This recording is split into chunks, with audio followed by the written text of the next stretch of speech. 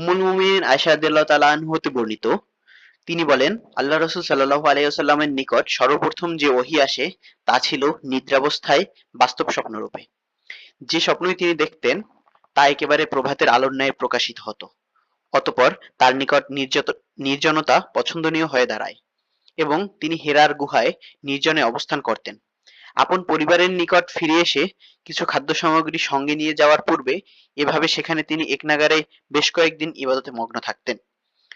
অতঃপর খাদিজা রাদিয়াল্লাহু তাআলা আনহুর নিকট ফিরে এসে আবার একই সময়ের জন্য কিছু খাদ্যদ্রব্য নিয়ে যেতেন। এভাবে হেরা গুহায় অবস্থানকালে তার নিকট ওহী আসলো। তার নিকট ফেরেশতা এসে বলল, পাঠ করুন। আল্লাহ রাসূল সাল্লাল্লাহু আলাইহি ওয়াসাল্লাম বলেন, আমি বললাম, আমি পড়তে জানি না। রাসূল সাল্লাল্লাহু আলাইহি ওয়াসাল্লাম বলেন, অতঃপর সে আমাকে জড়িয়ে ধরে এমনভাবে চাপ দিল যে আমার খুব কষ্ট হলো। অতঃপর সে আমাকে ছেড়ে দিয়ে বলল, পাঠ করুন।